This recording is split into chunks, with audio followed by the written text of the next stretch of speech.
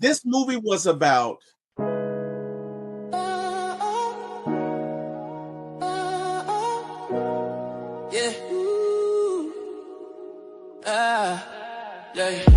Lights, camera, action is going down. For my ATL movies, when we run this town with your host, T-Will, yeah, keeping it real. From the A to the screen, you can feel the thrill. Rolling with the classes, we're setting the pace. Highlighting the magic of our soulful space. Got the vibe, got the crew, making it tight. When the screen lights up, everything feels right. Grab your popcorn, let's make it loud. T-Will, T-Will. It's movie time, ATL style. Stand proud. From the silver screen to the hearts we steal. T-Will, T-Will. Every frame we capture is a real deal. Yeah. Talking premieres where the stars align. ATL views, yeah, they really shine. Behind the lens, capture.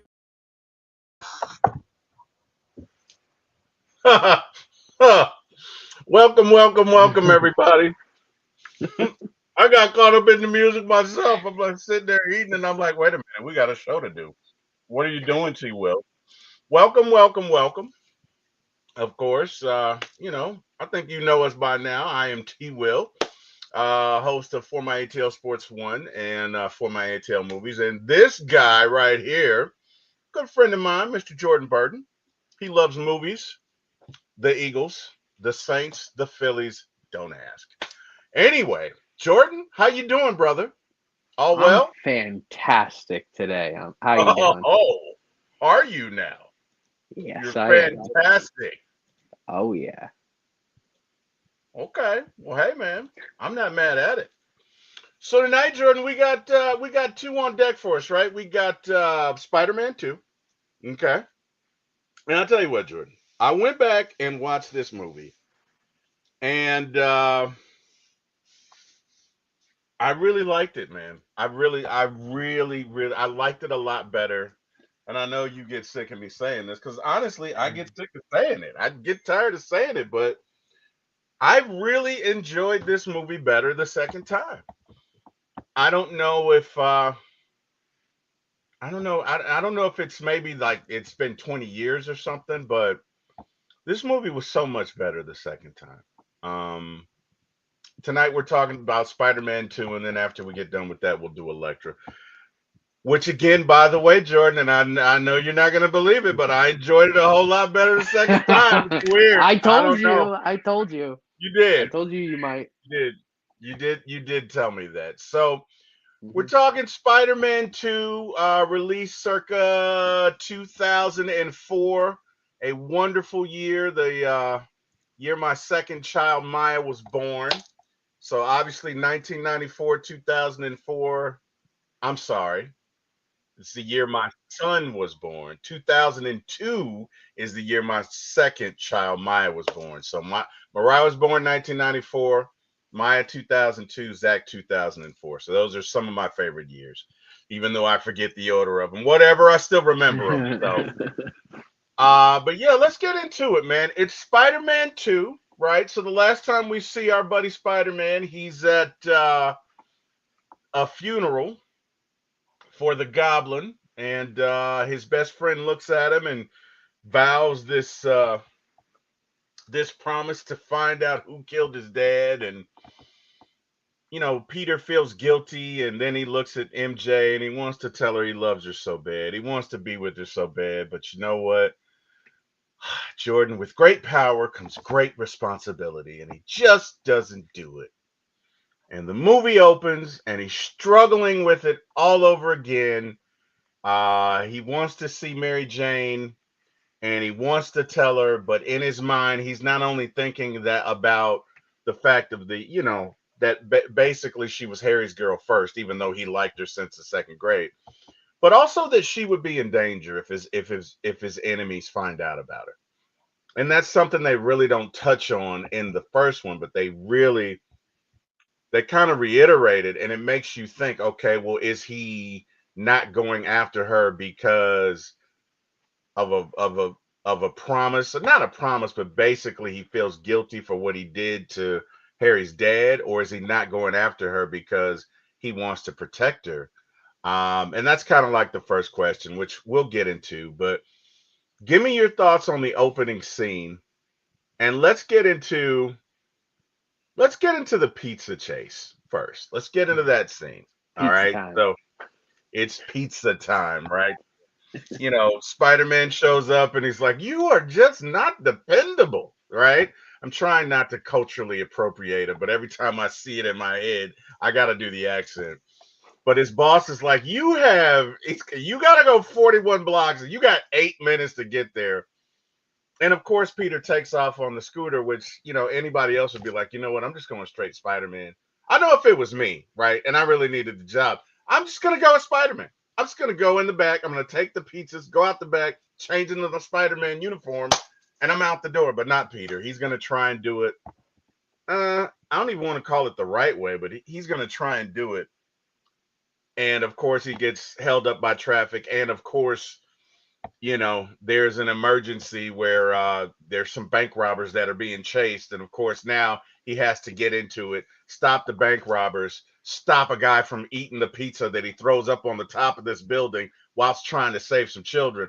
Woo! Whole lot going on. Um, let's talk about this first scene, Jordan. Give me your thoughts on it. The way we open here. I want to say so I'm not a huge fan of starting movies with dialogue from the main character. It's never been an appeal to me. Um, and I know that's what Sam Raimi does with all three of the Spider-Man movies. Um, and that's probably the only movies where like I get it because like this Peter Parker doesn't have anyone. Like he has people, but he has nobody he can fully trust in. Throughout all three movies, like he can't trust Aunt May with his Spider-Man identity. He can't trust Mary Jane because he doesn't want her to be in trouble. He can't trust Harry because otherwise Harry will go psycho, like in Spider-Man 3. Yep. And he has to talk to someone. So him having like an inner dialogue that's to the audience, um, it's really powerful in the way that Sam Raimi does it in all three of the movies. I wouldn't say. I think the third one is where things start to like dry out, and it ends up just not being all that great. But these first two opening dialogues in the first and second one really, um, they they really set the stage of like what Peter's feeling like in this moment to start the movie. And I mean, the opening part of this movie and this movie in general, there are some people who are going to get this movie. And for a very long time, I did not get this movie. And I had the original Spider-Man ahead of Spider-Man 2 for a very, very long time up until like 2 years ago when I was doing my rewatch. And the struggles that he goes through, I mean, they're normal struggles. And on top of that, he's Spider-Man. So Yeah. he has to balance so much in his life, and it leads to like a mental like lapse in everything he does, and it Mhm. leads to him losing his power. So I love how this whole opening sets the stage for how Peter is struggling, and it sets the stage for the whole movie that this guy is struggling. So everything you see from here on out is him overcoming that struggle. And trying to deal with it, right? So the, Yes. the irony in the first scene is that his superpowers can't save his job Yes. because he gets there Yes. late, right? You know what I mean? You're Mhm. Spider-Man, but hey, I'm not paying for it. And you know what? Not that I probably would have done the same thing, but just knowing the situation, I didn't like that lady. She's like, I'm not paying for it. I didn't like her in that It's moment. always that one person. And I know she did probably what I would have done too, but I just the way she let, I'm not gonna pay for that, and he just walks off. But it's funny in the scene where he's trying to get out of the closet and the brooms just keep falling down, and I'm like, bro, just walk away. But him being super Peter Mhm. Parker, I got to be responsible. I got to put all of this back because you could have left, handed off the pizzas, and come back. Although he was 3 minutes late, so what does it matter? But it's just interesting. And then I think there's kind of like this dichotomy that they show in this first scene, in that he's trying to balance being Peter Parker with Spider-Man, and he's failing at both. And we'll see why as we dive into it. But you're right. What we see captured in this first scene is he's struggling to do both at this point. He's Mhm. failing at Peter Parker. He's failing at being Spider-Man, and as it is so often in life, there's something deeper going on with him, right? And we'll get into it, but once we get down to what the real issue is, then we kind of find out about it and we see what's going on. So yeah, interesting. Let's get to it. So, real quick plot summary: Peter Parker struggles with life balance as his powers falter. Doc Ock's experiment goes wrong, creating a new villain. Peter quilts being Spider-Man, but quits being Spider-Man. Sorry about that. But returns to save New York City and MJ. And there are a couple of scenes in here I really do love, Jordan. But let's get to some character Mhm. arcs right away. Peter Parker goes from burnout to renewed hero. Well, I think he goes from being tired to being burnout to being renewed hero. Mhm. Mary Jane Watson, self-aware partner, choosing love despite danger. What did you think of her character arc? I think you know what? I'm gonna let you speak. What did you think of Mary Jane's character arc in this film? I mean, this is, I think, where, and this is where I think I said it when with the first movie, that the You first did. movie was my favorite version of her, because from here on out, it's like she's not doing stuff for herself. She's doing stuff instead of being independent, which is what she was in the first movie. It seems like she's relying on way too many people, whether that's her astronaut fiance, who they've been together for what, like 5.2 seconds, or Are you making a Toby. mockery of their love, Jordan? Is that Yes, what I you're am. doing? I am making a mockery of their love. Yeah, it's ridiculous. Mm, No, but she just th- this is the problem. It's like they didn't know how to write her character after the first movie. yeah. They didn't know what direction to move her character.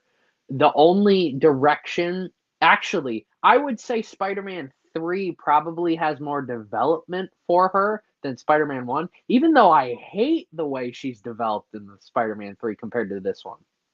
So, but this, because the whole point is she's going to Broadway, but we open up with, okay, she is officially a on Broadway. She's officially like a big time talent now. That's it. And that's really all we get in terms of her independence. Now it's like her like moving on with her life, but she's still holding on to Peter. She's still holding on to him.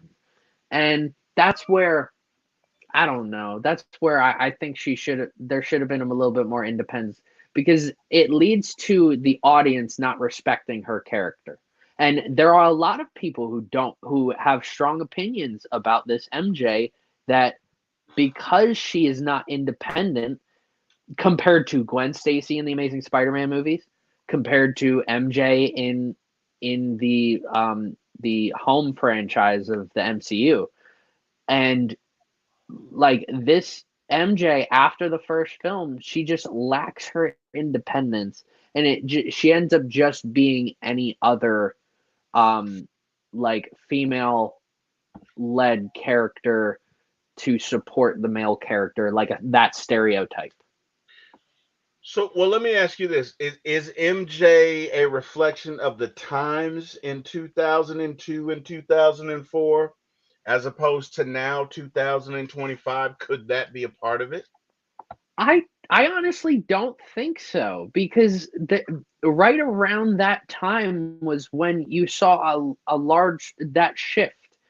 Like, I could understand seeing it. I could understand seeing it in the first Spider-Man movie, but we didn't even see it in the first Spider-Man movie. Like, this first Spider-Man movie played her so well, and I loved her in that movie. And this movie just it just shifted. Like, it's like we had such she was on the highest of highs in the first movie, and then just dropped. And like the conversation that they have in the cafe or wherever they're at, where Yeah. she's like, "Do you love me?"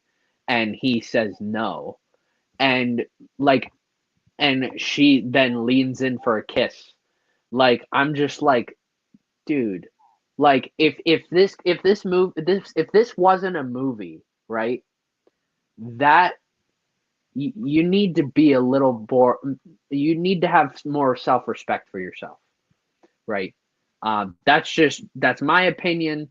um like, I this is a movie at the end of the day.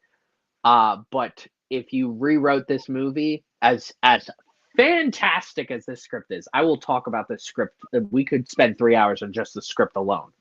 Okay. um but this is the part where I'm like, they screwed it up. And I think if this movie came out now, um, she would have a lot more self-respect for herself.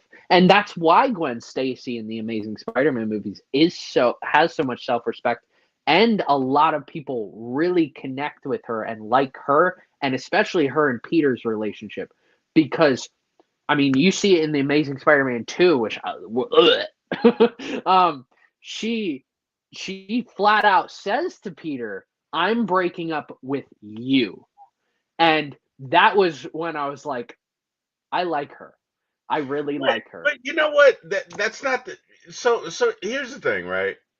She kisses him, and it's interesting because I thought about what you said as I watched this movie, and I found myself with your voice in my head as I'm watching certain scenes, and I knew you were gonna say this, but when I went to look at it, right before she goes to the scene in the cafe, Mhm. remember she's with her astronaut boyfriend, who talk Yeah, about she's no trying. development, right? Talk Oh about no yeah, development, right? But we'll he get into that. sucked. I mean, Jesus, like we just anyway. Um, but she tries to recreate the scene of her kissing Spider-Man in the Mhm. alleyway, right? Yep. Hmm.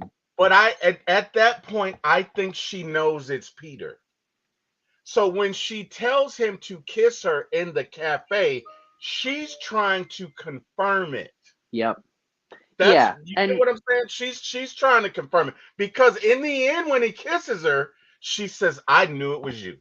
When he but she said, "Remember," she said, "I knew it was you." mhm. Right? So I mean, I'm not saying you don't have a point with the independence. I'm not saying And that. here's the thing: what if she does kiss him? Because obviously they got interrupted with Doc Ock. Right, If she Doc does Ock. kiss him, right, and it confirms to her that he's Spider-Man, I just what got a does joke. that do? What I does just had that a do to joke in her my head. character? I just What? had a joke in my head. It's completely inappropriate, but I'm gonna share it. She said, wait, do you get it? Because I know you and I No, think alike. You know, no, I no. want I to didn't know say what it. you were. I didn't know. I don't know where your head's at right now. I'm thinking Doc Ock the cock blocker. That's what I'm thinking. Because he interrupted. Because she's about to kiss him. It just popped in my head, man. I don't know. It's just like really, like right there, right if they're about to kiss and he's throwing cars, man. You bastard! I can't believe. Anyway, Oh man. it just popped in my head, man. I had to get it out. I had, I had to get it out. He is. He's a hater. But Who knew? but like, if she does kiss him, right, Right? and it confirms to her that that he's Spider-Man, which Right. I thought at the end of the first movie it was like her reaction to kissing him was like, oh my god, that She would have Spider-Man. figured it out. Right, Um, right. I think if she confirmed in that moment that he's Spider-Man, what is she gonna do? Like what? Like Peter just flat out told her, or when she said, "Do you love me?" and he said no. But that's his What? mouth, right? And I know I'm gonna Yes. sound like a Oh stalker. no. I Yeah, know I'm that's gonna sound definitely like a his mouth. stalker. that, Yes. that I know Yeah. I sound like one of these crazy Lifetime movie people, but his actions say Yes. different, right? His actions, Yes. and that's where she's coming from. Like and which is kind of a cool line. It's just unfortunately we as guys can't do that. Like that's something that a woman can do. A woman can be like, "Kiss me." Oh, you don't kiss me like you don't love me, and it's cool because she's a woman. We do that crap, and we're gonna get brought up on stalker charges. I mean, it is what it is. But in that moment, I think what she's trying to do, it's not fair, man. It's not. It's just not. But it's not. It's not. You know it. You know. You I'm know if not you. commenting on this. But I mean, you can't, bro. You cannot do that. You can't show up to your ex girlfriend's house and be like, "Kiss me." If you don't love me, kiss me, and I'll go, because they're gonna have you locked up. But she can do that to you. It's just not Local fair. Atlanta man gets arrested for showing up to ex. Well, hey, I'm off the market. It doesn't matter anyway. I'm just saying. I'm just saying. I get what she was trying to do, right? She's like, because she's thinking about, because like, if I'm remembering it correctly, he had just gone to see her play, and Mhm. she's flushed, she's flattered because Mhm. oh, this is gonna sound weird, but it's about the mystery of it, right? Like the one thing that Peter has going for him is that he pulls away at the right moment. So there's this element of what if in her head, right? And it's gonna stay there until she gets closure, right? That to me, Mhm. a big theme of this movie is her getting closure, either yay or nay for this relationship. That's why she sends him the tickets. That's why she's pissed when he doesn't show up. Because on some level, she knows he's Spider-Man and she remembers that kiss. And yeah, either way, she wants to work it out. That's why she tells him about the relationship because she wants him to stop her. Now, anyway, where the hell are we? Okay. I just thought in that moment I understood it. I thought that one of the great things about this movie are the scenes between MJ and Peter Parker. And by Mhm. the way, Tobey Maguire, to me, and I can't believe I'm gonna say this, but after going back and watching this movie,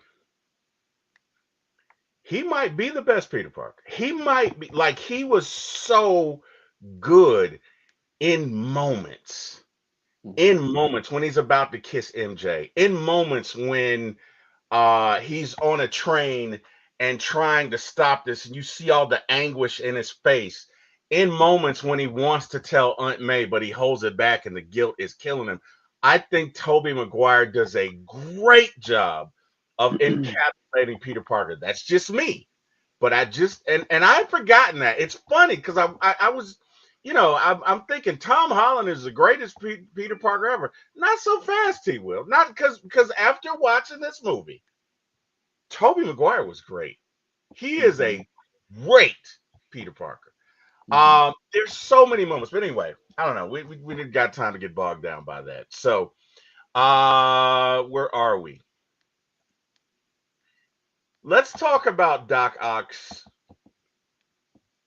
arc from I don't want to say mad scientist, but confident, arrogant scientist, right? I'm Mhm. confident I can do this to tragic villain. Um, I hate they killed his wife, man, but I mean, I think they kind of Mhm. had to do that to send him over the Yeah. edge. Give me your thoughts on Doc Ock's character arc from start to finish, from Genesis to Revelations, whatever. Just give me your thoughts on his arc and what they did with his character, and how does it compare with Marvel's Doc Ock? This is this is arguably the greatest character arc for a villain in any Marvel movie. Um, just, I mean, we get to sit down and literally have dinner with him before he is evil. We get to see the love that him and his wife have. His wife have, yeah. We get to see how we get to hear literally how they met. We get to hear his passion for his wife, for science. We get to hear all of that.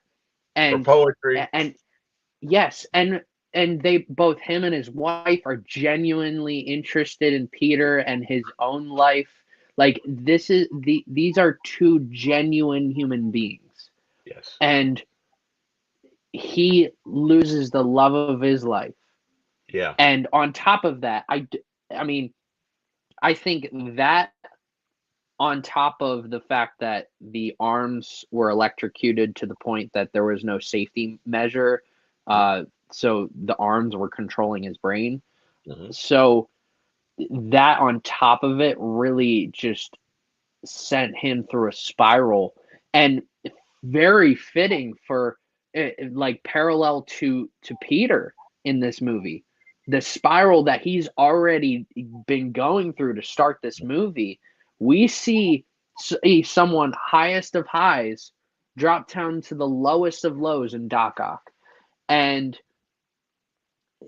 the way he finally, Peter ends up snapping him back into things, and by the end of the movie, he's just like, I don't care anymore.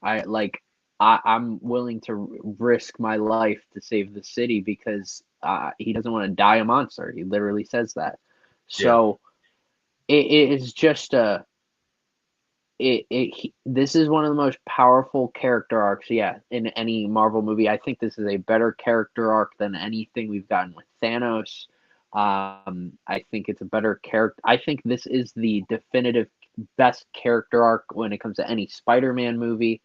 I mean, I don't know another Marvel movie where I can definitively say that we have sat down with the villain and just appreciated the character himself and then watched him slowly just turn into this monster and then have the redeeming arc at the end.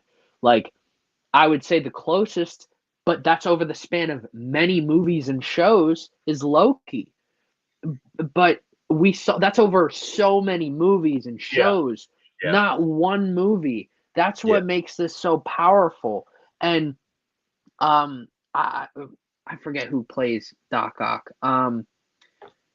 Alfred Molina.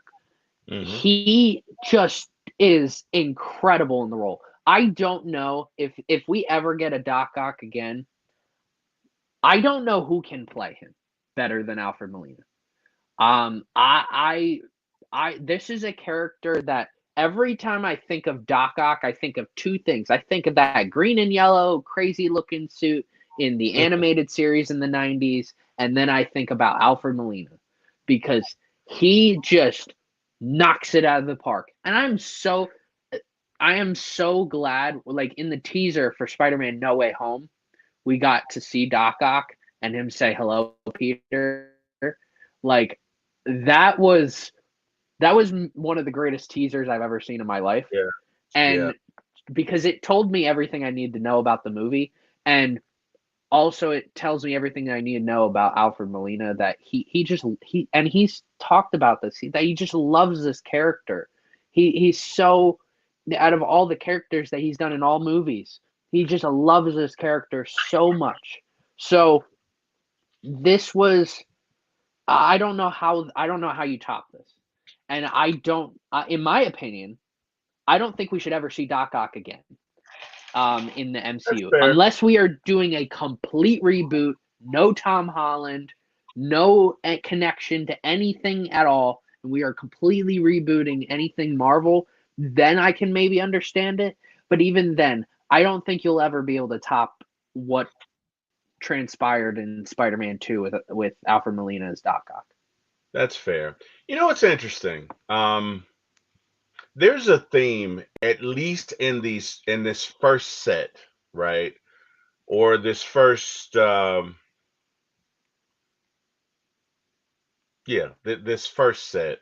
Even the third installment, but the first three, there's a theme of reluctant hero and reluctant villains, right? So Hmm. Doc Ock is not villainous in his heart. He's a victim of circumstance in that the legs are sentient AI. They take over. The inhibitor chip is fried. His wife dies. Cosmic set of circumstances, and he ends up a villain, but he's really not in control.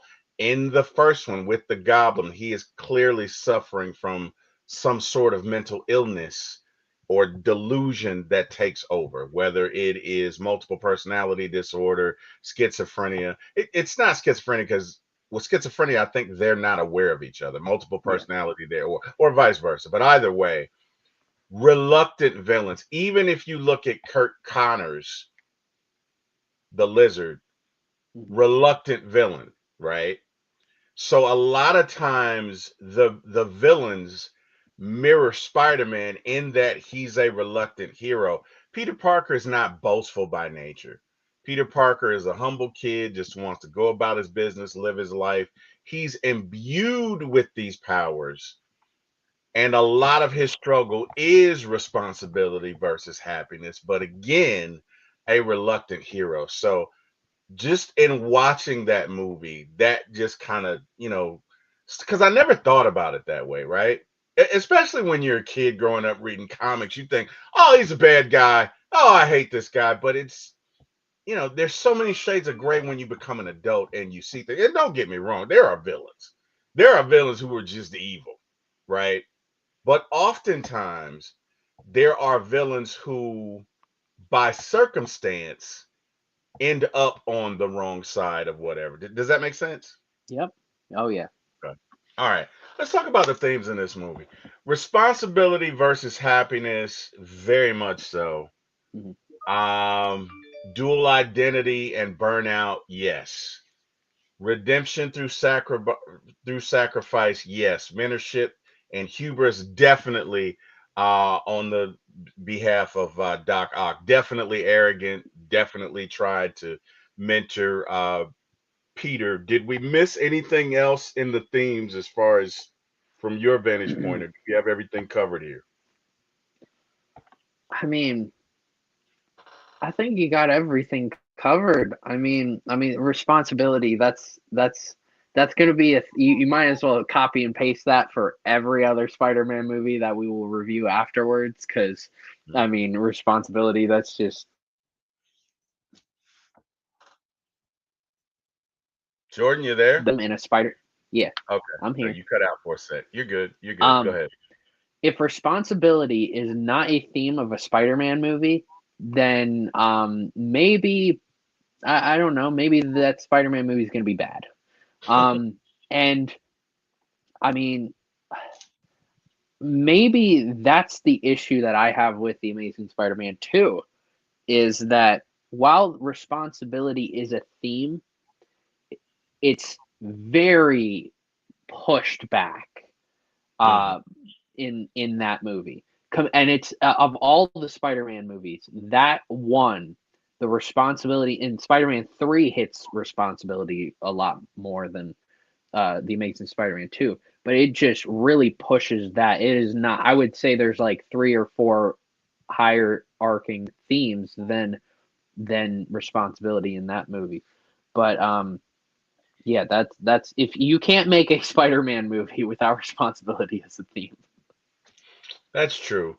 Let's talk about his loss of powers, right? So, because it plays a central theme, and it really is, basically it's the guilt talking, and he's losing faith in himself, and as that manifests, and it's kind of intermittent, right? It's not just, oh, you lose your powers and that's it. It comes and goes, right? Because again, the guilt of Uncle Ben's death and him not telling Aunt May about it, and Aunt May walking around in so many scenes saying, I feel guilty if it just wasn't for this, which people do when somebody die. I can tell you, Mm. people do it.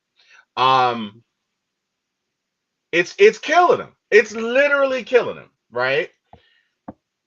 But if you fall from 200 feet in the air, you should break a bone or two. I know you're Spider-Man, so I'm like, okay, you know, ah, uh, I mean, Mm-hmm.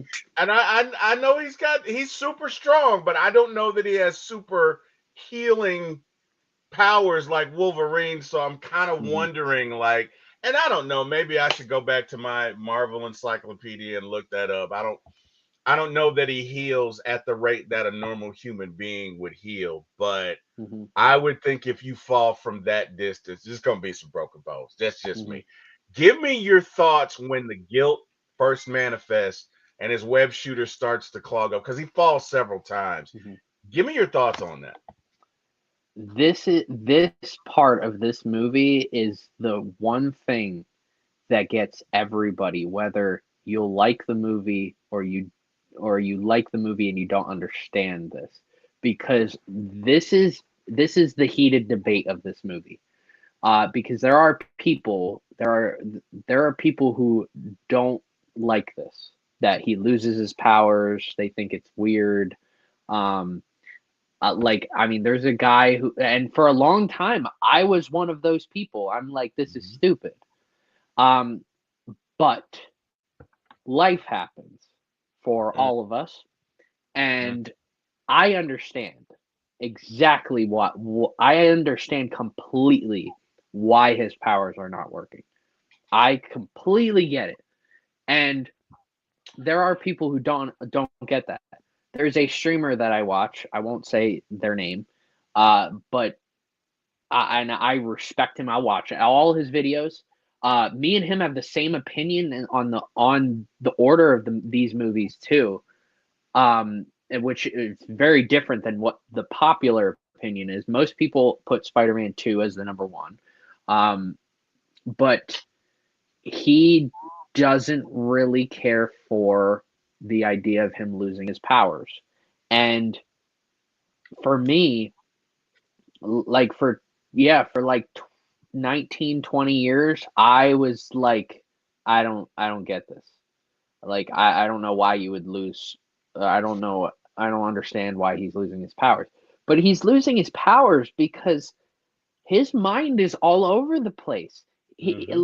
He has to figure out, like, there are people in this world that I know, that I work with, that are in doing their own thing. They're they're they're paying rent. They're trying to pay. They're tight on bills. They're tight on money. They're trying to pay rent. They're trying to keep electric on. They're trying to go to work. They're trying to, some of them go to school. Some of them are trying to do other things to advance their careers, and they're doing so much. That's the struggles of life. This movie is about the struggles of life. Mhm. And we all can experience burnout.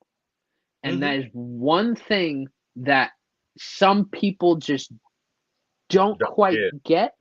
Mhm. And and it ends up hurting us. Um, and like, I mean, I was having this conversation with someone the other day that, about them balancing similar things that I just said. And, and I just tell them, like, focus on right now. Focus on the moment right now. Don't worry about what's happening tomorrow. Don't worry about what's happening a week from now. Don't worry about what's happening a month from now or a year from now. Worry about what is going on right now.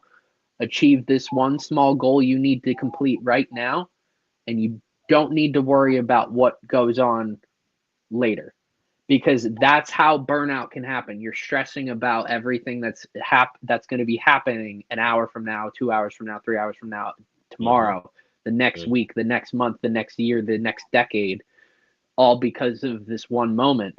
And if you focus in on and that's what ultimately he does. I mean, he ends up taking that focus on Mary Jane. Like, his focus in the moment is Mary Jane in this movie. And if he focuses on Mary Jane, then he can focus on other things, and then he can balance himself. And him losing his powers is the best way that they could have handled this movie. And in terms of, because I mean, they could have just had him going through unable to balance things.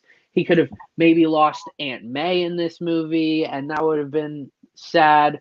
But no, I want to see a superhero go through mental struggles, and that's exactly what he goes through in this movie.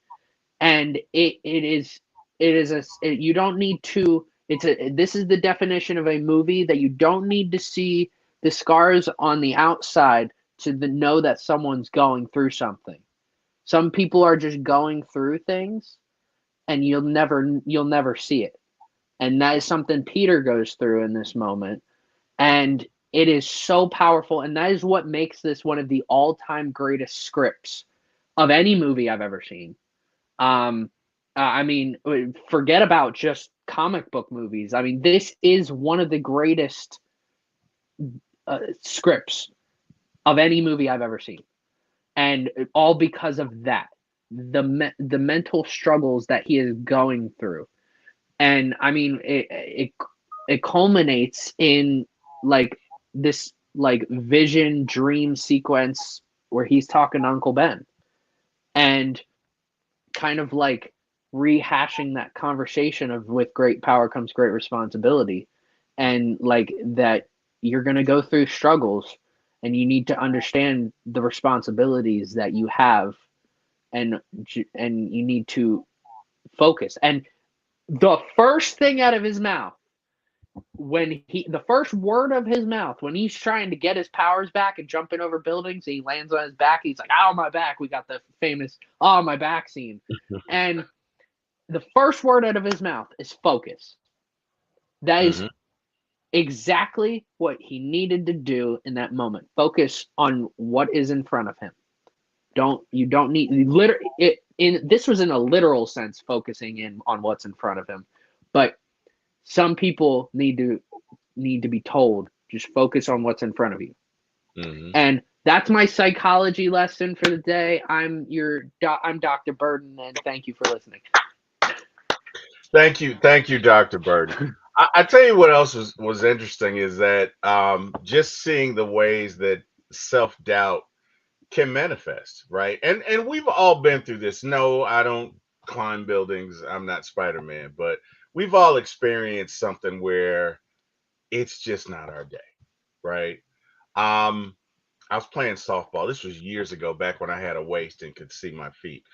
I'm playing shortstop for the night. Typically I play in the outfield, but I'm playing shortstop for the night. And Jordan, everything hit to me. I missed. And I played second base. So I'd played the infield before, but it got to be a mental thing. Like everything I got the yips. For like one game, I got the yips, and everything, it was like, just hit it to the shortstop. It literally, I must have messed up about 10 balls. I cannot explain it to this day, because I went back the week after that and I was fine. But for that one game, I couldn't do anything right. It was terrible. Every ball that was hit to me, it was like either I'd make a bad throw, I don't fit. Like, it was terrible, but I had so much on my mind. And sometimes we're stressed out and we don't even know it, right? Sometimes we get so caught up in the hustle and bustle of life. Like you said, I got to do this. I got to pay this bill. I got to do this. I got to make sure this person's here. I got to make sure this person's there. I got to I got to have this part. I got to do, you know what I mean? We have so many roles and so many responsibilities. And if you don't manage it, it will manage you. And this is what's happening. Peter's stress in this scenario, it's managing him, which is really a subconscious decision by his body to say, look, I need to get your attention. You need to resolve this, or it's going to resolve you, right? So I thought that was interesting. There's so many things that happen. Like all of a sudden he can't see anyone, and it's intermittent things. They don't happen all at once, right? But it's intermittent things. And it really doesn't get better until MJ is threatened and Peter gets pissed off. And then he's like, I'm going to kill you. If you touch a hair on her head, I'm going to kill you. And he gets pissed off. And of course, it's funny. Nobody even thinks that he would be Superman, excuse me, Spider-Man, just by the way he plays it in his nature. But it's in that scene. It's like, okay, right then and there, even though we don't see it, his powers are back because he is focused. Like you said, he is focused. Excuse me. Let's talk about the operating room, right? Let's go back a few scenes. You know, everything's just gone wrong. And it's funny, it's like you say, Doc Ock's life is blown up. Harry's life is definitely blown up because he invested everything, and now he's just like, oh, my company, and he's just pissed. And he just finds a reason to blame Spider-Man. He was like, well, it's Spider-Man's fault. He's like, why? He saved your life. He touched me. Like, whatever, Harry. Get over here. It's one of the funniest scenes where when he leaves the building after the initial accident, he's like, I'm ruined. I have nothing left but Spider-Man. and some guy in the background's like, he saved you, sir. And he's like, he touched me. Touched me, right? I was like, come on, man. It still gets me every time. What are we doing here, Harry? Anyway. This is probably one of my most underrated parts of Harry, this initial first half hour, 45 minutes of this movie, because Harry in all other iterations is this like rich fancy kid, like he knows he's got everything, and this is the closest we get to the comic accurate Harry Osborn from James Franco. And James Franco, in my opinion, look, there are a lot of people who don't really like James Franco as him, but I really like James Franco as Harry Osborn. I like it's, and there have been people I know James Franco himself doesn't really care for the role, mainly because of how they treated the character in Spider-Man 3. I mean, it was the butt of a joke in the movie This Is the End, which is an incredibly hilarious movie. But this initial part, because he's like, he knows he runs Oscorp, he knows he's got all this money, and he's just like flaunting it and stuff, and he's so egotistical in this moment, and he finally breaks that character as soon as he sees Peter is Spider-Man. Mm-hmm. Yeah. No, that's when well, that's literally when the ish hits the fan. When he just Peter. Oh my God, he's so pissed. So yeah, Doc Ock is being operated on, and then the guy cracks the joke. Anybody have whatever, and he starts the saw up, and the arms come to life. And oh boy, throwing people here, throwing people there, throwing people here, throwing people there. And then all of a sudden, one guy gets the bright idea to kill one of the arms. And why did he do that, Jordan? Because all of them gang up on him, and shall we say, he won't be getting any more Christmas cards anymore. Yeah, man. So again, reluctant villain. The AI is sentient. It's driving the car, so to speak. And we kind of see him. There's really no struggle at this point because the AI is sentient and it's driving the car. And he asked himself a couple of questions in the beginning, but again, they're just, well, what about this? And I don't need to help Pete. I don't need to whatever. It's Peter's fault. Da da da da da da da da. And he sets about trying to rebuild this reactor that's going to cause destruction to the city. I didn't make an error, is what he says. I didn't make an error. My calculations were fine.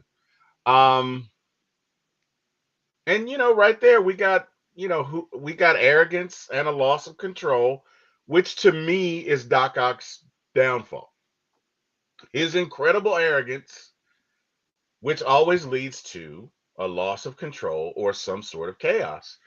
Um, and you know, those are my thoughts. But again, I really did like the way they handled the chaos in all of the scenes. There's a sense, even though it's chaos, there's a sense of order to it. I know that sounds so stupid, but it's one incident, two incident, three incident, four. It's not just chaotic with no pattern, right? Mm-hmm. Um, there's actually a chaos theme that I won't get into, but it says that chaos has its own order. But anyway, whatever. And that was a Mm-hmm. great movie with Wesley Snipes and Jason Statham. If you ever get a chance to see it, great movie. But anyway, um, yeah, man, just this scene to me kind of sets up everything in that there's foreshadowing in that Doc Ock is not going to stop until he either destroys the world or somebody stops him. He's just not going to stop. That's evident. There's going to be no Mm-hmm. reasoning with you're going to have to kill him. You're going to have to or you're going to have to hurt him so bad that his arms cease to exist. You're going to Mm-hmm. have to mortally wound this guy to stop him. That's the Mm-hmm. only way it's going to happen. You know. Those are my thoughts. Let's go to another scene. Let's go to the raindrops montage, which I really liked, right? Mm-hmm. It's when Peter just says, you know what, Uncle Ben, F it. I'm not going to be Spider-Man anymore. Mm-hmm. F it. I'm not going to do it. Raindrops keep falling on my head. I'm not going to perform it. But I thought it was great. I thought it was great. You know what I mean? And I'm not going to lie, Jordan. I can't believe I'm saying this, but I'm going to say it in front of me, you, 12 of our friends in the interweb. Mm-hmm. Maybe, just maybe, I'm reconsidering the dance theme from Spider-Man 3. There, I said it. Okay, I said it. Because it's like, no, no, no, don't go. Don't go into the light, T Will. Don't do it. I'll tell you why, Jordan. I saw what they were trying to do through the raindrops montage. I really saw it. Now, Spider-Man 3 was kind of corny in the whole when you reject like it was corny. It was really corny. But I got what they were trying to do in the raindrops montage. They should Mm-hmm. have done it where Peter's not singing. They should have just done another montage with whatever the hell song they were doing in Spider-Man 3. But I got it, right? I saw what they were trying to do through the raindrops montage in Spider-Man 3. Didn't work, but I Mm-hmm. saw what they were trying to do. Okay. I'm not Mm-hmm. justifying. I'm not advocating for it. I'm just saying I saw it. Okay. Mm-hmm. Anyway, Peter's enjoying life. He's free.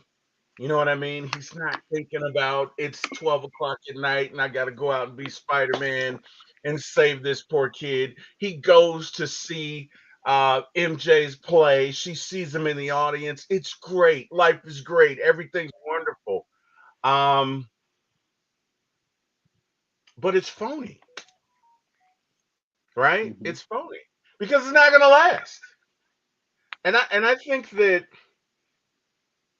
I think we all kind of go through this, right? Like I don't know if you've ever had like a project that was due and you didn't want to do it. And you just kind of delayed and procrastinated and Mm-hmm. it just seemed like you have the most fun when you have something to do and you just kind of cut off for a second and go do something, even though you can't enjoy it. But like, there's like, you know what I mean? Or kind of like when Mm-hmm. you're in trouble with your parents and you're trying to just delay time because your mom has said, ooh, when I see you know what I mean? And you're like, that's when you have the Yep. most fun because it's the calm before the storm, right? Because you know when mom gets home, oh my God, there's going to be hell to pay. But until that moment, oh my God, it's great. That's what this is to me, or that's what it seems like to me.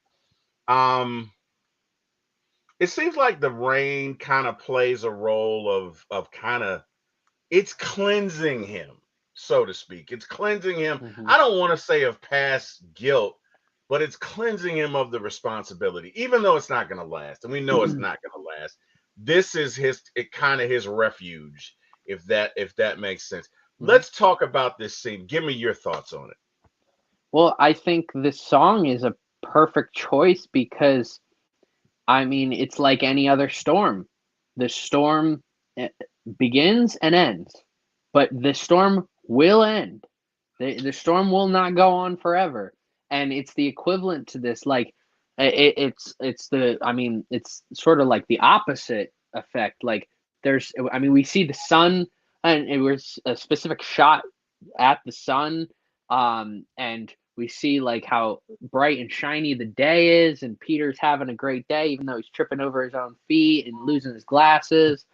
And he's and watching acting like nobody saw it, right? Yeah. And he's like, "Oh, okay, wait a minute." He sees a fire truck going by, and we all think like, "Oh, is he concerned?" Nope, he's just watching like any other New Yorker eating a hot dog. And he, but like I said, it's like any other storm. It begins and it ends, and we all know in this moment, raindrops are falling on his head right now, but this will end. All of this positivity that you're feeling right now, it feels good right now, but you're gonna regret that soon. And he does, and he later on sees one person like get mugged in an alleyway, and like that was a part, which, I mean, that might be like a very small scene, but it definitely like helps push him, like, hey, there's no friendly neighborhood vigilante to help these people. Right. So very great song choice. And yes, I agree with you. I think this scene influenced the scene in Spider-Man 3 100%. And the difference is there was a reasoning behind the song choice, behind the camera work. There was a reason behind everything, because it was supposed to be this mental release for Peter. That's what this scene meant. And I know that they did in Spider-Man 3, they did all of that because it's a nerd. He's a nerd at heart, and that Venom symbiote is just making the nerd come to life. But it's just not good at all. Yeah, I think where they went wrong is in this one, he's not singing, right? I think you could have done the same thing in Spider-Man 3, but just done it as a montage, and it comes out totally different, right? But and I'll tell you what else was interesting is the conversation in the song, the lyrics, "Hey, I had a conversation with the sun, sleeping on the job." Like, but that's literally also, I don't want to say Peter sleeping on the job, but that's kind of what's going on with him, right? So again, great song choice, because that's exactly what he's doing. He's taking a break, right? He's sleeping on the job. He's whatever. There's a robbery. Okay, que sera, sera. You know what I mean? Kumbaya, everybody. Hey, it's all good. I see you getting mugged over there, baby. You're gonna work it out. You know what I mean? I don't know. It's but it does lead to that. All right, man. One of my favorite scenes. One of my favorite scenes in this movie, the train fight. Okay. Brilliantly done. Love the stunts. Love the scenes. Love the certain movements when an opposite train is coming in a direction, and the Spider-Man movie. Whenever you do a Spider-Man movie, there's got to be movements that are just germane to Spider-Man. And one of them is his ability to bend all the way back but still stay affixed to whatever he's attached to, because he's a spider. So that scene where the train is coming in the opposite direction and he has to do that because his spider senses are going off and firing is great. Also, he has to duck when the train comes under a bridge, and the fight that he has with Doc Ock is outstanding. I loved it. I love everything about this movie. I love the relationship with New York and Spider-Man. I love that scene because there are two things going on in this scene. One is the conflict between Doc Ock and Spider-Man, but 2 is the coming out party. The I'm back. I'm back. This is Spider-Man announcing, "Hey New York, I'm back. I know I was gone. I know I was gone, but allow me to reintroduce myself. My name is Spider-Man. Let's go." You know what I mean? And the conflict happened, and Doc Ock says, "Hey, you got to save a train, got to go by." And Peter figures out a way to stop the train from going off the track. He's exhausted, and the customers on the New York train save him and pull him back and give him his mask back. And one out of the mouth of babes, the little kid says, "Hey, we missed you, and here's your mask, and we're not going to tell anybody. We got you, Spider-Man. We got you." And I loved it because in most Spider-Man movies, New York is a background character, and that is New York. And it's funny, there's certain cities that are that way. Your New York, your Philadelphia cities. New York is a tough place to play any sport. Philadelphia is a tough place to play any sport. But if they love you, if they see that you are about them every night, man, you don't want to play anywhere else because they're going to stand up for you. Because that, and I mean, I can't describe it any other way, but that's kind of what I felt in that moment when Peter's lying there and they hand him his mask and they're like, "We're not going to tell anybody." And you feel it. You feel that connection. And that is New York saying to Peter, "I know you've been gone. It's all right. Welcome back." Talk to me about what you saw in that scene. Just give me your thoughts on it. Well, the fight itself, it was a great fight, but the end of this fight was it was incomparable. I mean, I don't believe you can do this scene ever again. Um, where the New Yorkers are pulling him back on the train and carrying him, and everybody's like seeing the reactions, like on their faces. They're like, "He's just a kid, no older than my son," Yeah. Yeah. and I mean, you see these kids walk up and with the masks and say, "We're not going to tell anybody." Like because these people love him. These people, it is like, I mean, I don't even think like think about your city's most famous athlete ever. Hmm. Not even on that level. This is on a level higher than that, where like, I mean, for some people, for some cities, their best athlete could run for mayor and they and run for governor and they would win because everybody loves them. This Spider-Man is on a completely higher level because he saves these people every single day to make the neighborhood friendly.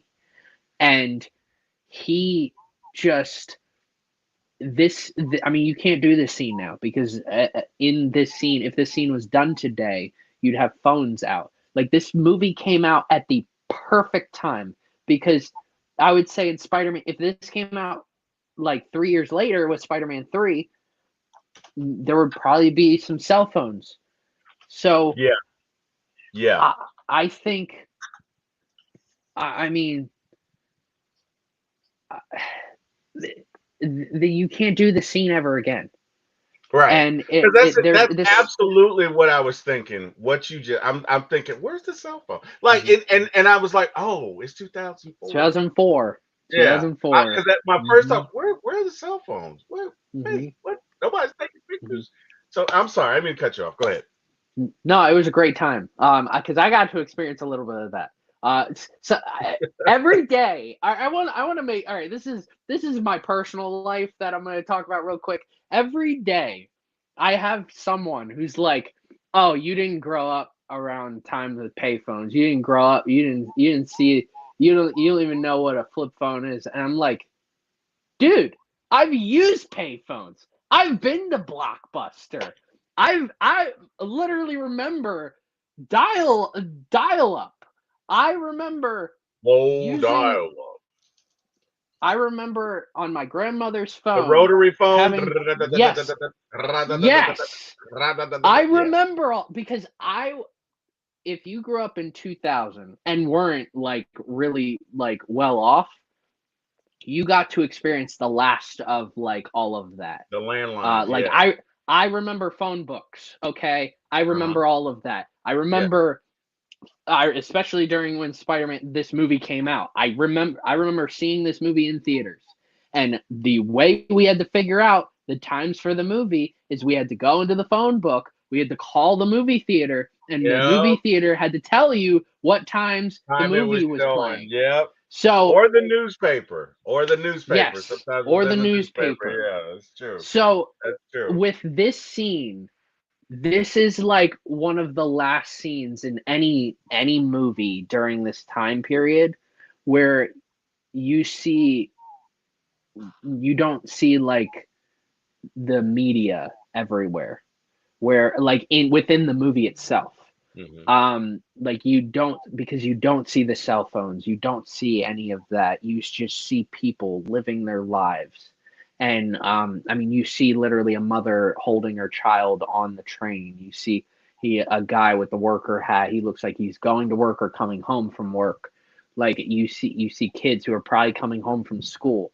So like you see these people living their lives, and there is no scene in any other superhero movie remotely close that displays the power of the city or town or population of a superhero that they're in. There's nothing New York ever does that comes close to this, even though, like, in the first Avengers movie, they're literally in New York. I mean, Mm-hmm. when in Age of Ultron, the Avengers are in Sokovia. We see the Sokovian people. There are scenes that are great in Spider-Man 1 and 3. We see New York as a lively character, especially in Spider-Man 1. When I mean, you have the you mess with one of us, you mess with all of us line, Right. as they're throwing trash at the Goblin, and I mean, this is an incomparable scene, and it Yeah. is the defining moment of this whole entire movie, in my Mm-hmm. opinion. I mean, we are seeing memes made to this day. I'm sure Mm-hmm. you can go to Twitter, X, Facebook, Instagram, Threads, whatever, YouTube, and you will see a meme of that today, of someone saying, hey, he's a hero. And Mm-hmm. it's like someone's face on Spider-Man's body. Mm-hmm. And it's every time I've ever seen this scene, I just think that Spider-Man is on another level of, he has done so much, and he constantly gets beat down and beat down and beat down. Everything he goes through, whether that's in these movies, these shows, the comics, anything. Mm-hmm. And seeing these strangers who he doesn't know, they don't really know him, but Mm-hmm. they know what he stands for. Mm-hmm. And it is, I think this is the most powerful scene Mm-hmm. of any Marvel movie, maybe any movie I've ever seen. Mm-hmm. And it's not the best scene, it's the most powerful in terms of the emotion that it Yeah. brings. Yeah. Like with Endgame, it's very different when everybody's lined up there, and Cap says Avengers Assemble, and when Cap grabs the hammer. There, it's different when Tony snaps his fingers and stuff, says I am Iron Yeah. Man. Very Yeah. different feelings during Yeah. that. And even in Spider-Man No Way Home, like when Aunt May dies, and Peter's reaction to all of that, very different. The power that is within this scene, again, incomprehensible, incomparable to anything any other movie has ever done. I mean, I could literally talk about this scene for an hour. But I love this scene so much. Incredible scene. Couldn't have said it better myself. And talking about you referenced something. The actor who played J. Jonah Jameson in this film, just phenomenal. Just phenomenal. What encapsulates him the best is when he's like, "Yeah, probably went too hard on Spider-Man." You know what I mean? It's when this is when MJ gets kidnapped. He's like, "Yeah, he probably would have been there to save MJ." You know, that Spider-Man is a thief and a menace. Oh my God, he just took his uniform. News press, Spider-Man a thief, and he goes right into it. And I'm like, that is perfect for J. Jonah Jameson. Like his hatred for Spider-Man is so great. Even in a moment when he knows he's wrong and Spider-Man does something, it's like, okay, let's Mhm. vilify Spider-Man again. But I just thought the actor who played him just did a great job. Okay, he's a little campy. I will give you that. He's a Mhm. little superhero right? Mhm. He's a little. I'm not gonna say he's a mustache twirling villain, but It's he's comic booky. comic booky, Yeah. right? But he's Yeah. great. Oh God, he's Mhm. great at it. He is great. I forgot how good he was Mhm. in this series, and I just think My he- favorite is when he's like, Miss Brandt, give me a violin. every time, every time he says that, it's like or because when I'm with someone and someone's like complaining about something small, I'll be like, "Oh, what's that over there? Oh, it's the world's smallest violin." here you So go. I You can love have that. it. I love that scene so much. Yeah. Or when he's like, "You're fired." Oh wait, no, we gotta do this shoot. Ah, you're hired again. Let's film. Yeah. Or when Peter's like, "Can I get an advancement?" and he looks so dead serious at the camera, and he's like, and he does this voice crack, and every time you hear the crack, you can't help but bust out laughing, and it's turned into a meme. His laugh. So he's so great in this movie, and I like when I rewatched the first Spider-Man movie in theaters. I had completely forgot his dialogue and just how funny he was. This Mhm. movie, I mean, I remember he's a little bit more quotable in this movie. Like you can definitely tell. Like I mean, when Peter doesn't have a suit and he's like apologizing and stuff, um, and then Peter steals the suit again, and he's like, he's a thief. He's a He's a menace. right, right. That's what was funny. It's like in the same Great. sentence, bro. Like, golly, man.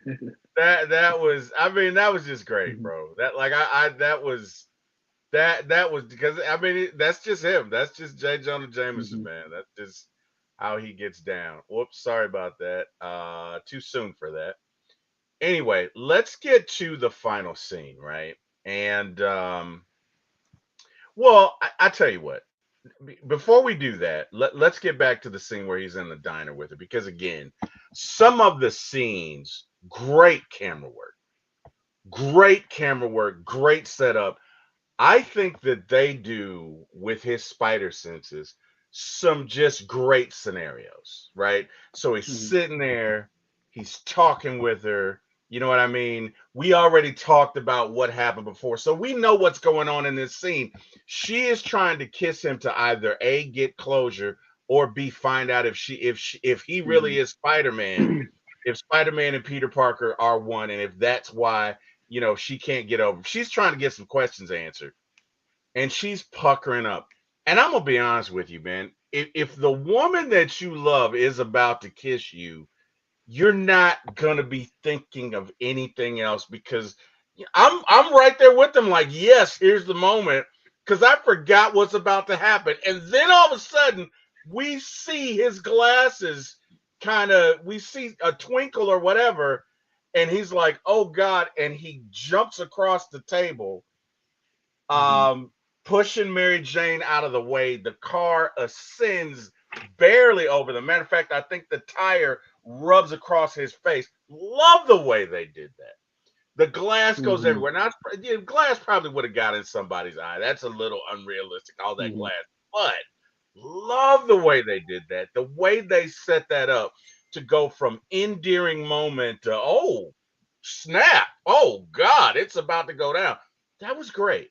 That was great. I love the intensity in that scene. It's like going from syrupy sweet to really bitter, and it really ends up well. Two great tastes that taste great together.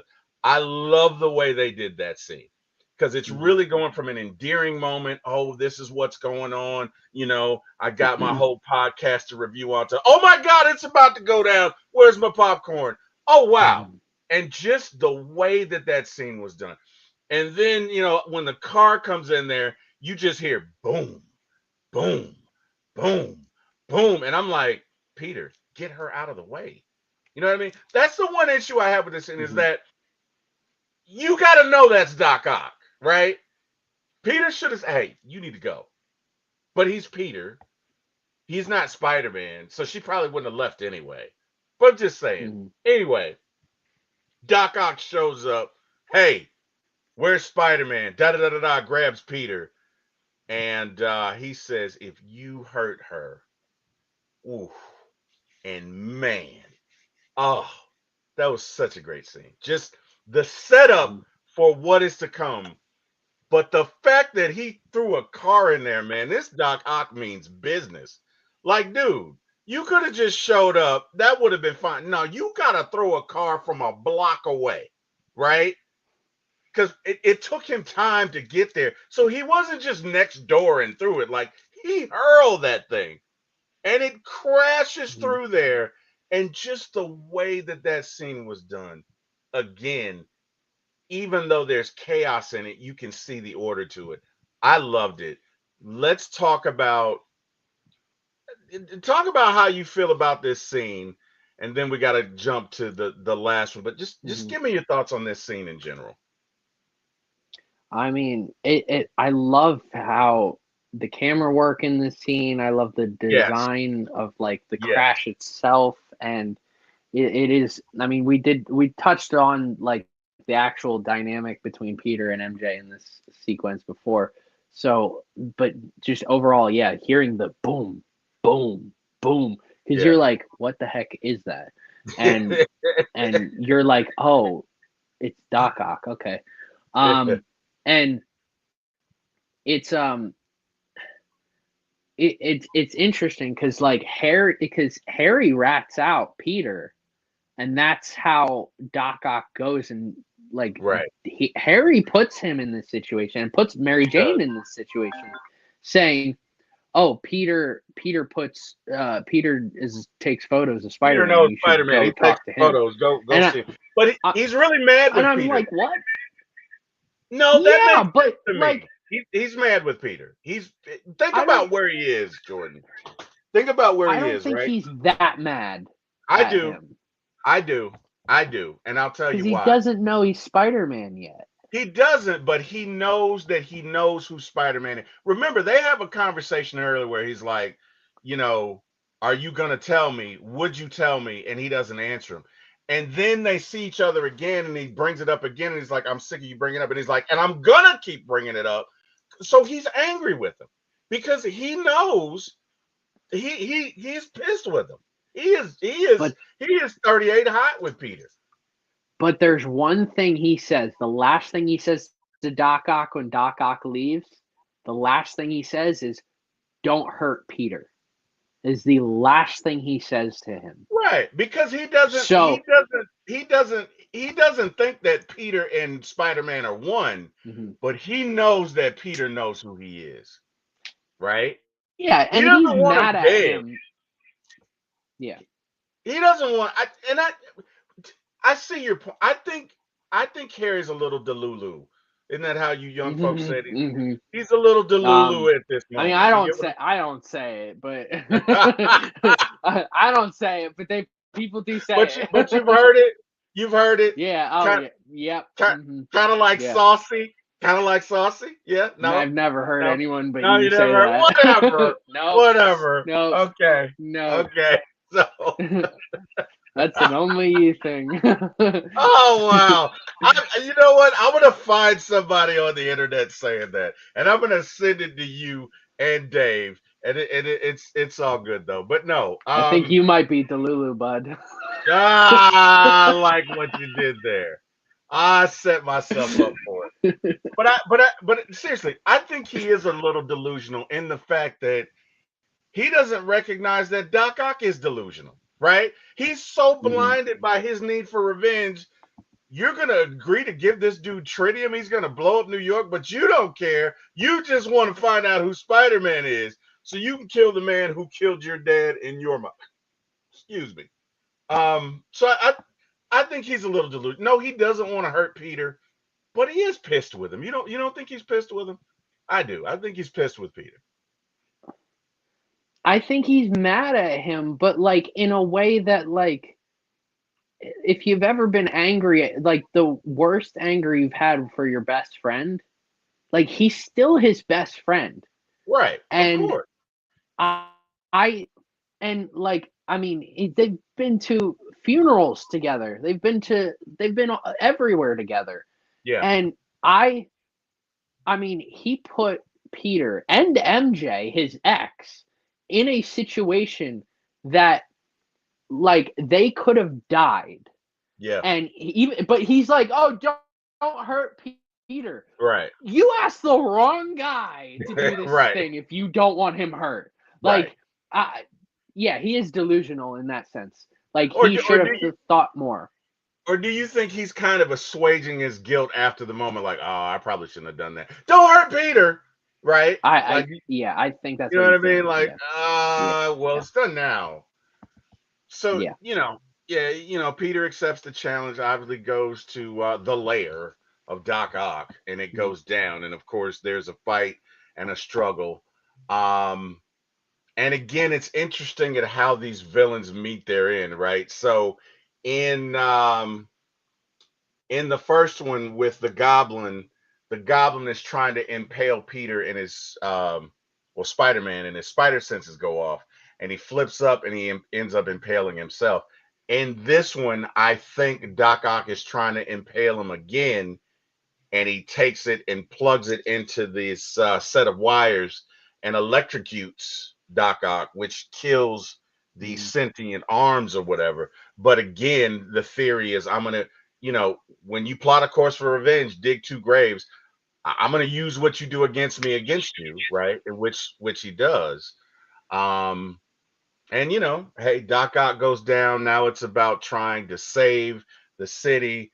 And Doc Ock is redeemed because now he's got his wits about him. He sees what's going on. He doesn't want to be remembered as a monster. He does the right thing, grabs the orb, goes down with the ship, so to speak. Peter saves MJ. And finally, Jordan, finally, after two movies and about 4 hours, Mhm. MJ finds out that Peter Parker is Spider Man. And she has this look on her face like, I knew it. I knew it. I knew it. And she says, You do love me. And he says, Yeah. Right. Which kind of Mhm. reaffirms her faith in him and everything and all the struggle they went through. And I tell you what I thought was kind of funny. I don't know it was funny, but I saw what they did there, right? So they're on the spider web, and he says, Now that you know my secret, you know why we can't be together.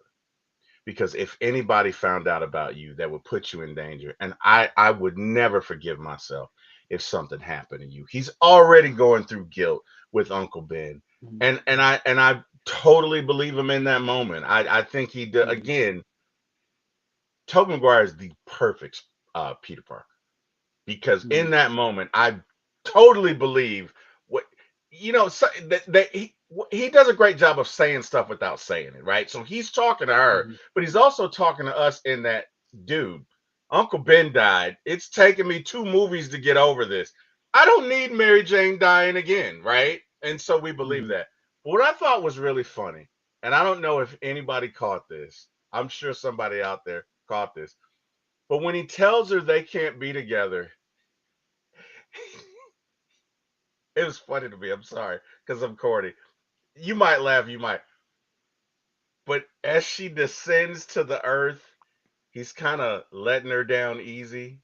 No? You get it? Letting her down easy? No? You get it? You get what I'm That was, saying? yeah, Yeah, he's letting it, interesting. That was yeah, good. I like that. yeah. I I didn't knew you think about would. that. I knew you would. Wow. I've been waiting for the whole podcast to get to this point because I knew you would dig it. I don't know if anybody else is gonna dig it, but I knew you would dig it, right? I knew you would dig it, bro. I'm sitting there watching it, going, "Holy shit!" I get. Oh man, I just cursed. I didn't mean to. Sorry, Bob. I'm sitting there watching it, going, "Oh my god!" Hey, love it, 10 out love of it, 10. love it, 10 out of 10. love it, 10 love out of it. 10. I'm sitting there Bravo. watching it, going, "I can't wait to say this to Jordan," and it just hit me, dude. Mm-hmm. He's letting her down, and it is so easy as she's going down. And I'm Mm-hmm. like, I see what they did there in that moment. That was very good, Mm-hmm. right? And of course, there's the wedding that doesn't happen, and she sends him a Dear John letter, which is kind of a crappy thing to do. I think she should have at least told him to his face, "I can't marry you," but whatever. And she goes, and of course, she says, "Hey, I made my choice. I choose to be with you." And again, for that moment, it's great. Um, and I just love that. I love that entire scene. I felt like it was finally the payoff. It's been 2 movies. She finally finds out. It's great. Whatever. Love it. Give me your thoughts on this final scene, man. I always the corniest part of this movie, in my opinion, is when Mary Jane is running through the middle of New York with a wedding dress. And fun fact that not many people know about, and I need to confirm which person this is. So this is, yes, it's this one.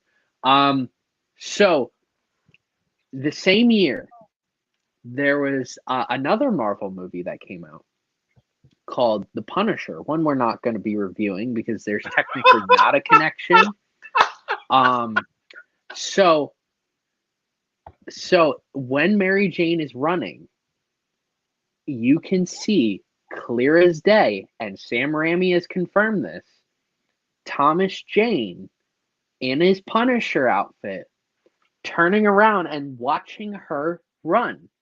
Get And out of every time I see this scene, I Get out see of him here. and I'm like, holy crap, that's Thomas Jane's I can't Punisher. believe I missed that. Oh man, you Yes. found a way to top me. Wow. So, Wow. it's I very cannot believe I missed interesting. that. Wow. Yeah. Okay. Well, a lot of people missed it. I mean, he didn't release that for maybe a decade plus. I mean, he didn't even confirm that, I don't think, until No Way Home. Or it might have been Doctor Strange in the Multiverse of Madness when Sam Raimi did that. Like, it was a very long time.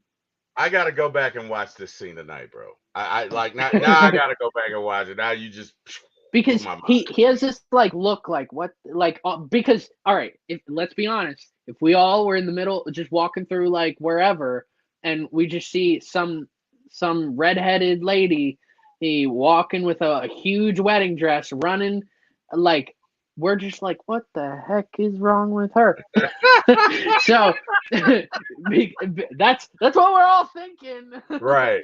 I Right. mean, so but yeah, overall, and when she ends up seeing Peter in his apartment, um I mean, it's a fantastic way to end this movie. Also, the final shot of this movie is even better because, Yes. and a lot of people don't know, a lot of people really don't look at it and think about it much, but the look on Mary Jane's face goes to almost like scared nervous when Peter swings away and it fades to black.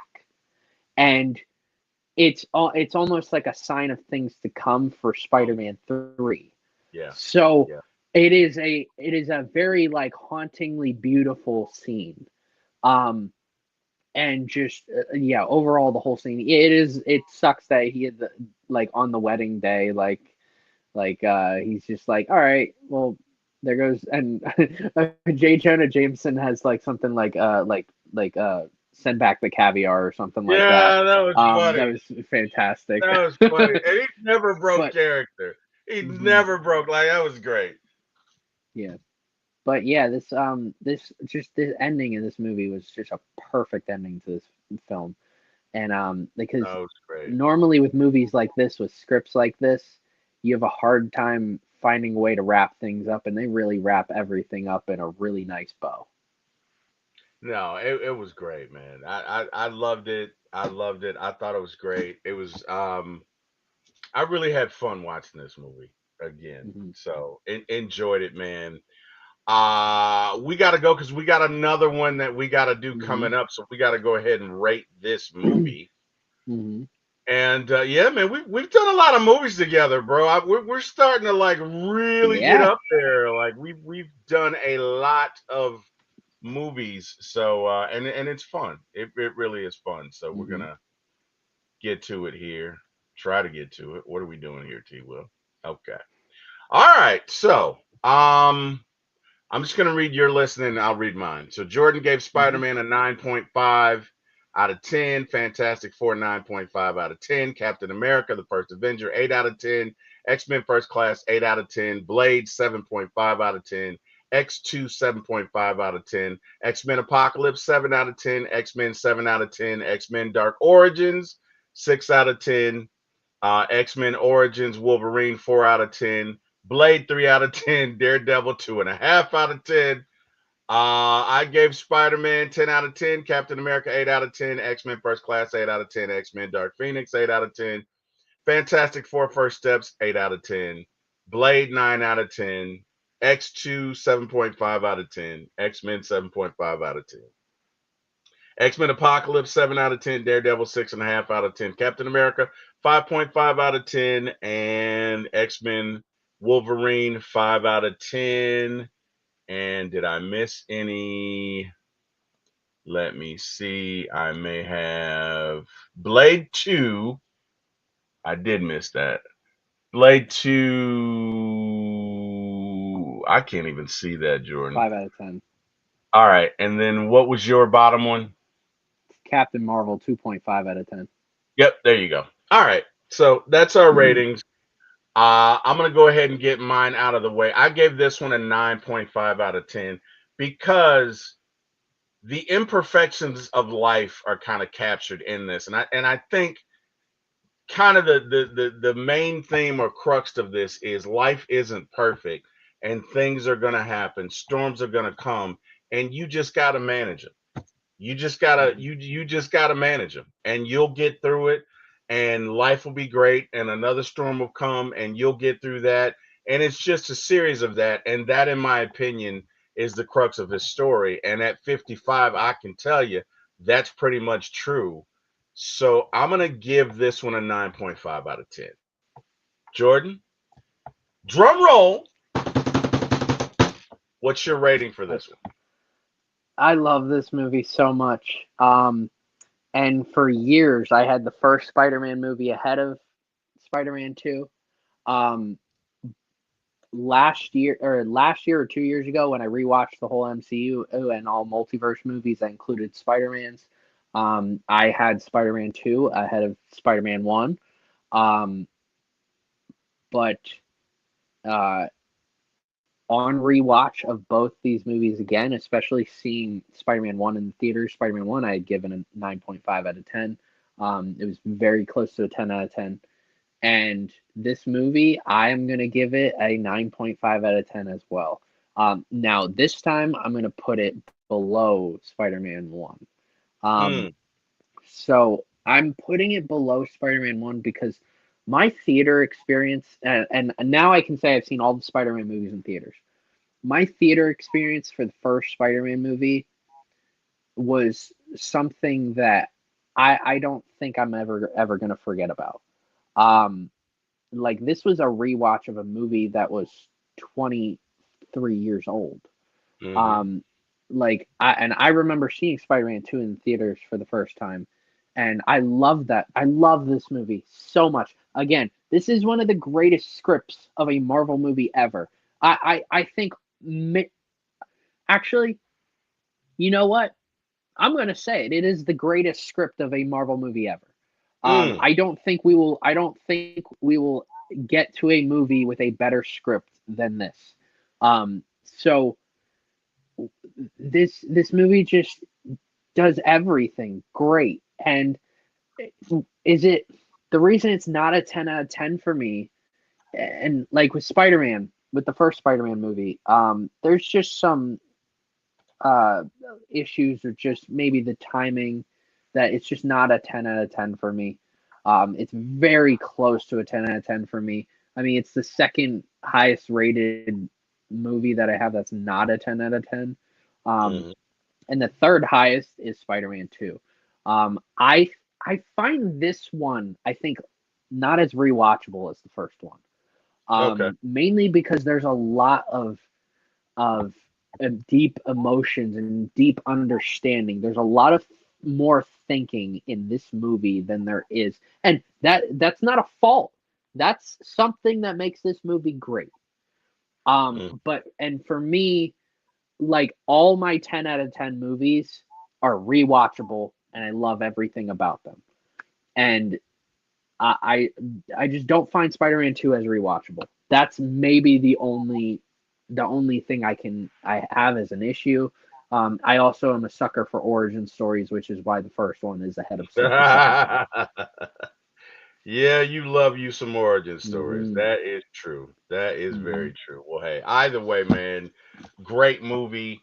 And guess what? We got to come back and do this again. As a matter of fact, we're about to come back and do it now. But Jordan, you there? Yes. Okay. All right. You went. Okay. Sorry. Just making sure. So hey, I sent you the link for the other one. We're gonna go ahead and hop on over to that one now, because I actually did two different shows, because I thought to myself, well, what if you wanted to watch it two separate times? So we're about to hop on over to the other one. To everybody who joined, we appreciate you. Guess what? If you want to hang around or go on over to the other one, we're about to do Elektra. Okay, I will give you, this movie is not as great as Spider-Man 2. But I did enjoy watching it a second time, and maybe if you listen to Jordan and I and our reenactment of it as we discuss it, you might just enjoy it too.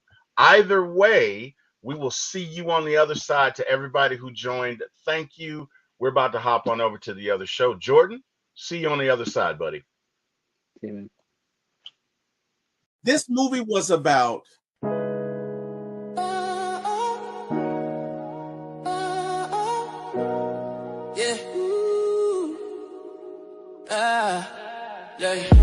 lights, camera, action is going down. For my ATL movies, when we run this town with your host, T-Will, yeah, keeping it real. From the A to the screen, you can feel the thrill. Rolling with the classes, we're setting the pace.